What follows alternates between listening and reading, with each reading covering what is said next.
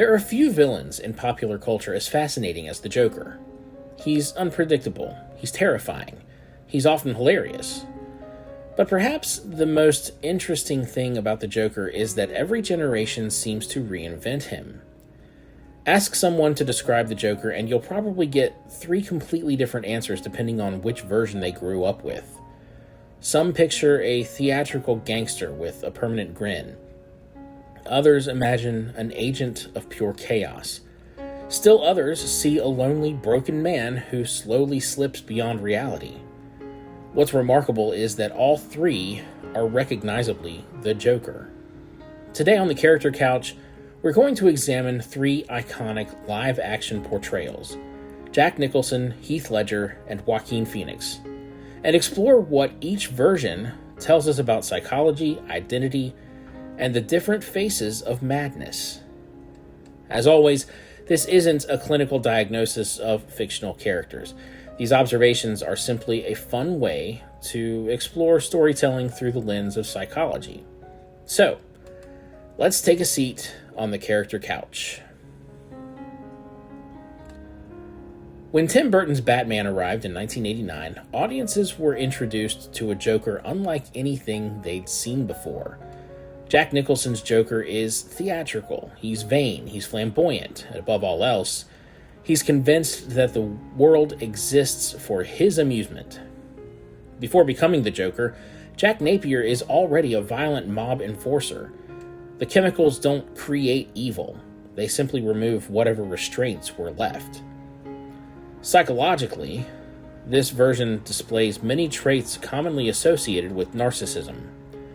He possesses almost no empathy. He manipulates everyone around him. He murders without remorse. He treats human life as disposable.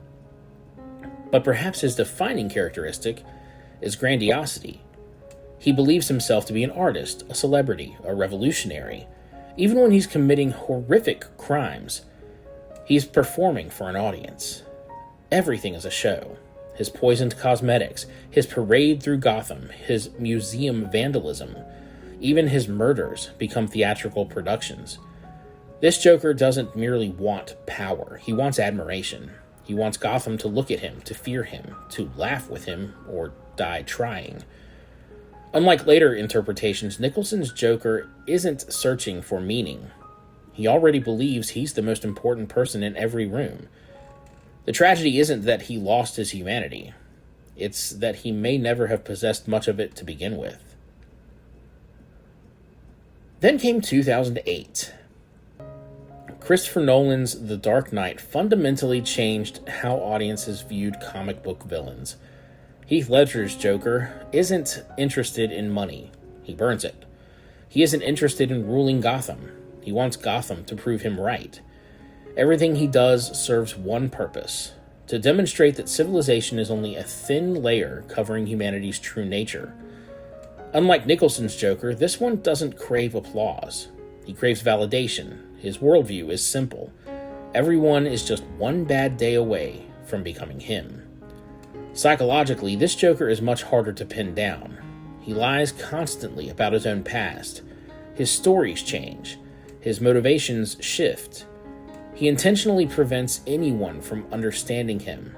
That's part of what makes him so unsettling. Some viewers have interpreted aspects of his behavior through the lens of personality disorders, identity disturbance, or severe antisocial traits. But perhaps the most interesting observation is that he almost rejects having a stable identity at all. Every Scar story is different. Every explanation contradicts the last.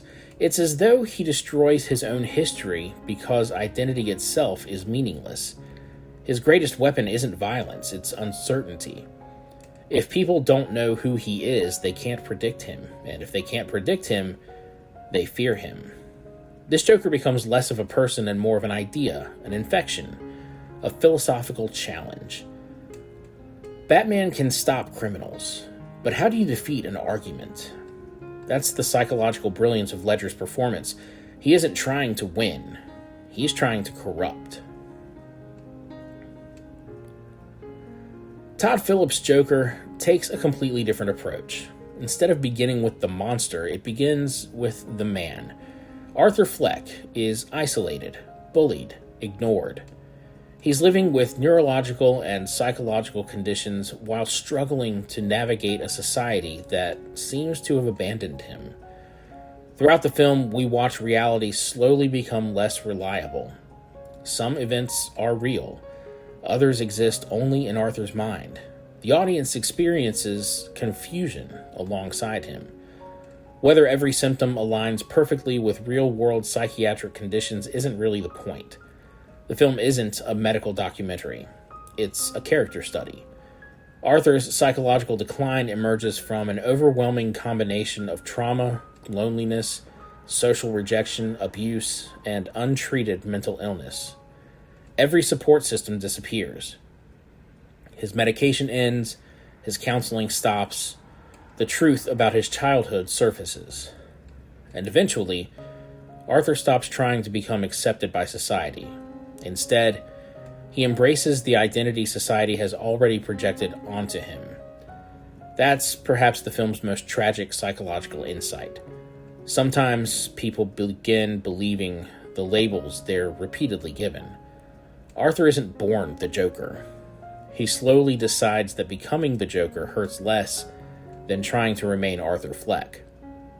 It's a transformation rooted not in chemical accidents or philosophical extremism, but in despair. Although these three Jokers couldn't be more different, they share several important psychological traits. They display remarkably little empathy. They manipulate others with ease. Violence becomes a tool rather than a moral dilemma.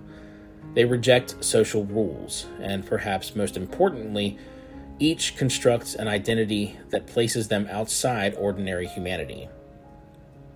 But the reason each performance feels unique is because they answer a different question.